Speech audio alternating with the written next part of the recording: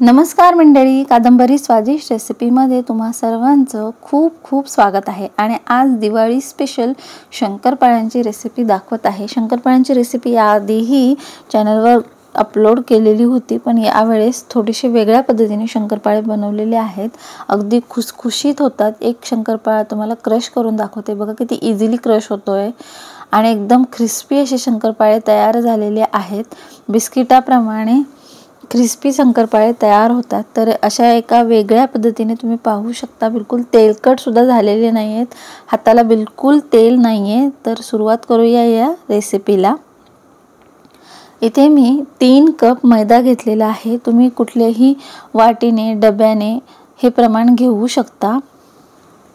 तर 3 कप मैदा चाळून घेतलेला आहे। आता या मैद्यामध्ये आपण घालणार आहोत वेलची पूड, म्हणजे स्वाद खूप छान येतो या शंकरपाळ्यांना। आणि यात थोडंसं मीठ घालून घेऊया। गोडाच्या पदार्थाला मीठ घातलं म्हणजे पदार्थाची चव द्विगुणित होते। आणि पाऊण कप दूध घेतलेलं आहे। पाऊण कप दूध आहे तर पाऊण कपच साखर घेतलेली आहे। आणि यामध्ये आता पाऊण कप तूप घालून घेऊया। हे सगळं प्रमाण अगदी परफेक्ट आहे। अशाच पद्धतीने शंकरपाळे बनवा, खूप छान होतात शंकरपाळे असे बनवले की। आणि आता याला फक्त आपल्याला विरघळवून घ्यायचं आहे साखर, जास्त उकळी वगैरे काढायची नाही या मिश्रणाला। साखर विरघळली आहे, पूर्णपणे थंड केलेलं आहे हे मिश्रण। आणि याला पुन्हा एकदा असं ढवळून घ्यायचे, फेटून घ्यायचे। पूर्ण तूप आणि दूध एकत्र व्हायला पाहिजे, मिक्स व्हायला पाहिजे असं करून घ्यायचे। आणि नंतर त्याला थोडं थोडं मैद्यामध्ये घालून मैदा चांगला मळून घ्यायचा आहे। अगदी घट्ट असा गोळा मळून घ्यायचा आहे। तुम्हाला वाटलं हे मिश्रण थोडं कमी पडलेलं आहे तर थोडंसं दूध सुद्धा तुम्ही यामध्ये घालू शकता। रूम टेम्परेचरवरचं दूध घाला। नेहमीच्या शंकरपाळ्यांपेक्षा थोडेसे वेगळ्या पद्धतीने शंकरपाळे दाखवत आहे। याला आता चांगलं मळून घ्यायचं आहे, एकदम घट्टसर गोळा बनवायचा आहे, म्हणजे शंकरपाळे छान असे फुलतात। घट्टसर गोळा तयार करून झालेला आहे। याला आता मुरत ठेवायची वगैरे गरज नाहीये, लगेच शंकरपाळे बनवायला घ्यायचं आहे।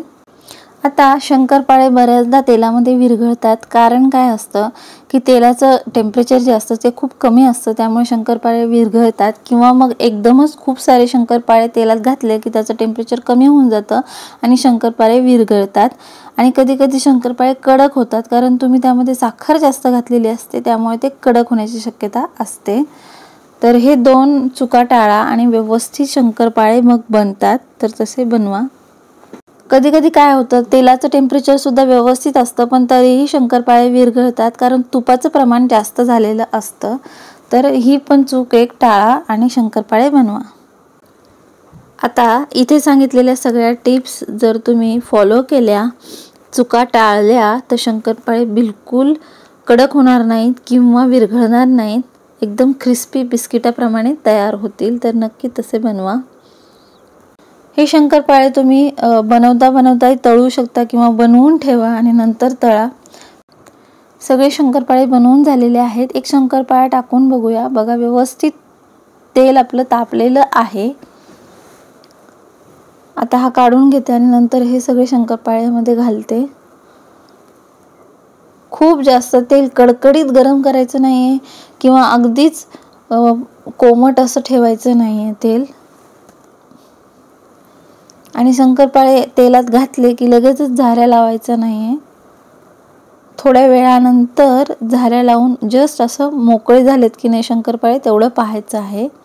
थोडंसं हलवून घ्यायचं आहे, हे बघा। आणि एक घाणा काढण्यासाठी जवळपास 4-5 मिनिटं लागतात। तो शंकरपाळा आतून सुद्धा कुक झाला पाहिजे। हे बघा, मस्त असे एका रंगावरती शंकरपाळे तळून झालेले आहेत आणि टम्म फुगले आहेत, ते फुलले आहेत। हे बघा, मस्त असे क्रिस्पी शंकरपाळे तयार झालेले आहेत। खुसखुशीत असे शंकरपाळे तयार करून घेतलेले आहे, सगळे तळून झालेले आहेत।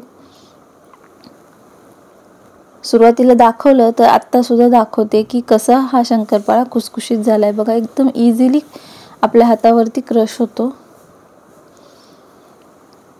आणि बिलकुल तेलकट नाही आहे हा शंकरपाळा.